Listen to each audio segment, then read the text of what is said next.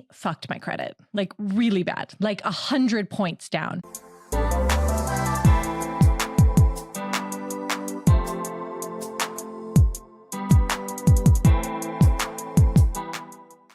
Today, we're talking about credit scores. We're going to talk about some credit scores. And specifically, I'm going to talk you through how I raised my credit by 35 points in 7 days. All right. I have talked about this publicly in the past on the podcast, but if you haven't been following for a long time, you wouldn't know this. Back in, 2019, I fucked my credit, like really bad, like 100 points down. And for a really, really stupid reason. It was one of my biggest money mistakes ever, and I still kick myself for it sometimes. But essentially what happened was I had a credit card I was no longer really actively using. I would use it if I forgot my other credit card, and it had about $200 on it. I guess I had used it for something, and I completely forgot about it. And it was linked up to auto pay every single month from my checking account. So I wasn't worried about it, right? I was like, okay, it's getting auto paid no matter what. It's going to be fine. I'm not going to miss a payment. But what had happened was I got married and we were consolidating our bank accounts. So I closed the checking account that was associated with that credit card. And I didn't think twice about it. This was all with one bank. So the credit card and the bank were at the same place. I'm not going to blow up their spot, but they didn't warn me, which kind of pissed me off. I'm like, why didn't you tell me this was associated when you have that data to know? I digress. I closed the checking account. And I have to tell on myself a little bit. I went into some financial avoidance, like a lot of financial avoidance. I kept getting emails from this company, and because they were trying to tell me, they were trying to be like, hey, your payment's due and your auto pay failed. And I kept swiping the emails away. This is the danger of avoiding your finances. I kept swiping the emails away. The minute an email would come up, I'd just be like, oh, I don't want to see that. And I don't really even know where that came from. It's not like I had a ton of credit card debt on that account. It's not like I had any thing bad on that account that I was trying to avoid, but something inside of me just did not want to deal. Maybe I was stressed at work. Maybe there was something else going on in my life. I actually just can't tell you. And I know a lot of you who have experienced financial avoidance have felt the exact same way. You know, logically, there's no reason why I wouldn't open the email. You know, logically, there's no reason why I'm actually avoiding, but something in you is holding tight and causing you to put your head in the sand. So I just want to start off this story by saying, I see you, I've been there, and I know how frustrating it can be, how frustrated you can be with yourself. And we'll talk about that more in a bit. But so what happened?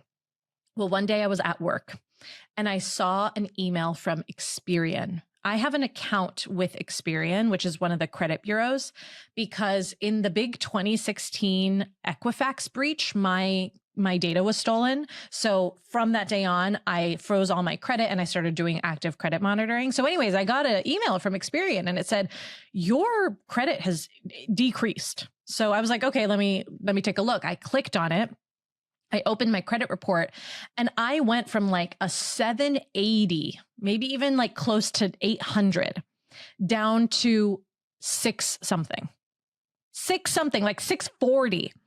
And alarm bells were going off. I was like, what the hell happened? I don't even know how this could happen.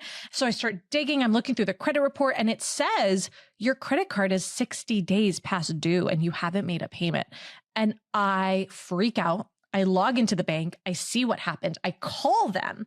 And the kicker is there was literally only $200 on this account. So I call them. I'm like, oh my God, what happened? Da, da, da, da, da. This is where I made a mistake. I paid them right away. I was like, here's the $200. I should have negotiated with them. I should have said, I can pay the balance right now if you take this off my report. I didn't say that. I just paid the balance because I was in panic mode. And the damage was done. A missed payment stays on your credit for 7 years. Did you know that? 7 years. So for 7 years, I've been dealing with this missed payment on my report, which is a ding on my credit. And I've been able to increase my credit since then. I'm no longer at 640, but it's been a ding on my credit ever since. So I've been actively monitoring and looking at how to improve.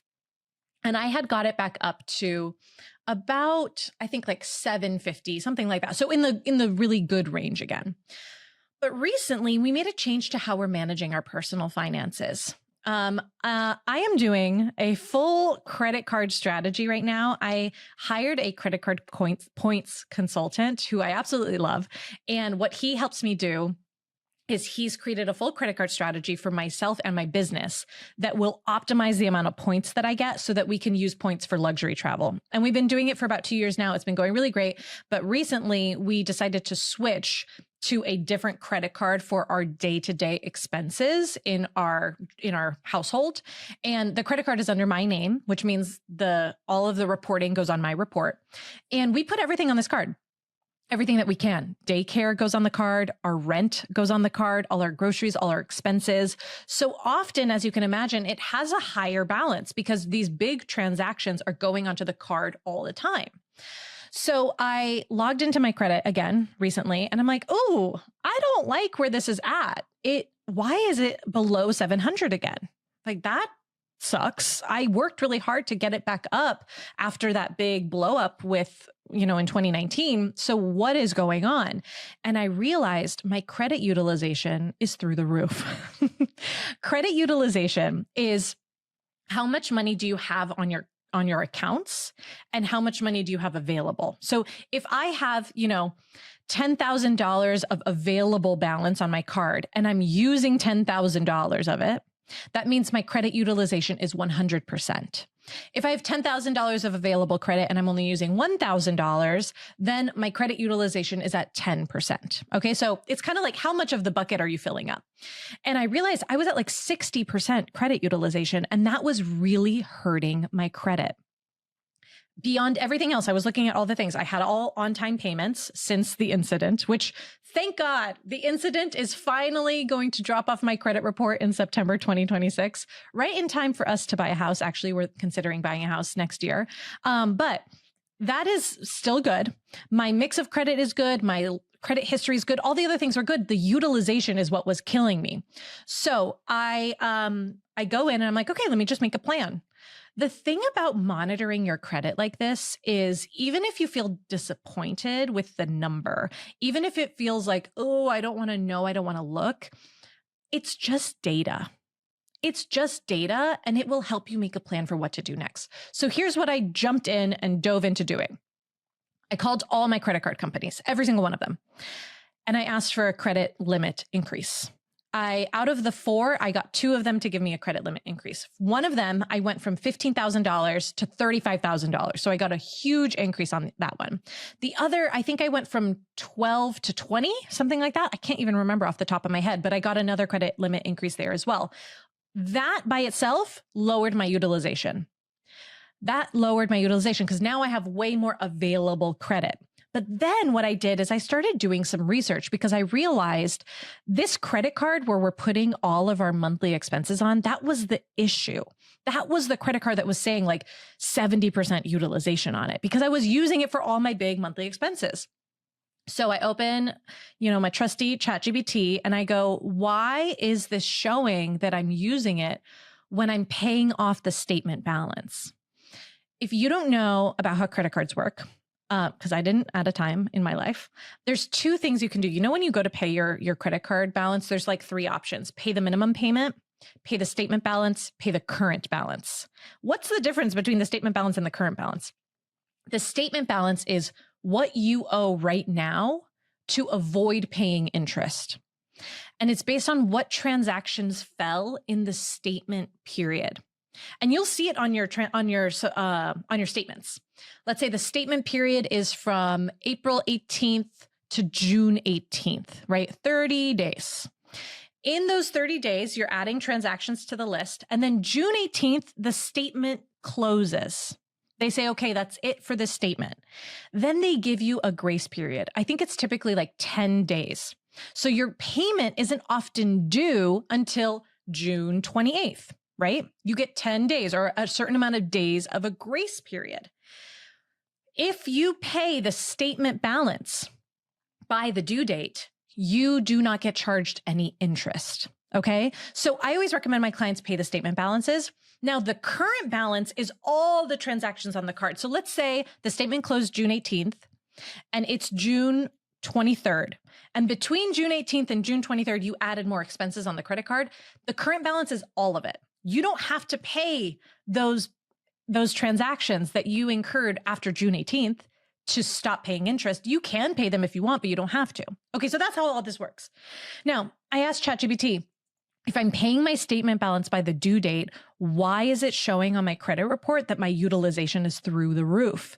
And I learned something new. You guys, we're always learning new things. Even a money coach, we're always learning new things. And if you're a money coach and you're like, Gina, that's so obvious. How did you not know that? I just didn't know. What ChatGPT told me is that the credit card companies report your balance on the card on the statement closing day. So if I have $11,000 on my credit card on June 18th, even if I'm going to pay it by the due date, they report that my utilization is $11,000 out of whatever my limit is, right? Even if I pay it. So the reason my credit was dinged so badly is because I was constantly waiting for the payment due date to pay my statement balance. So it was showing a higher balance on my credit report. So what did I do? Okay, after I increased all of my credit that I could on all the cards that I could, I paid the statement balance before the statement closing date. And I went into my reminder system. I have a reminder system for when all my credit cards are due. I went into my reminder system and I changed the date for when to pay that card to this day before the statement closes. Instead of waiting until the due date, even though I technically can, specifically for that big card, because we put all our living expenses on it, it will always have a high volume of transactions on it. I want to make sure that I am paying it the day before the statement closes. Now, it just so happened that I did this during that week where the statement was closing. I paid it off. I paid off another card as well. My utilization went down to like 10% instead of the 60, 70% it was a couple days before. And I got another notification from Experian. Your credit has increased. I logged in and it had gone up 35 points in 7 days. I'm going to continue doing this. And I'm sure that as I continue doing this, the credit will increase even further. So all this is to say, credit monitoring is a really good tool that gives you data that tells you what you need to do.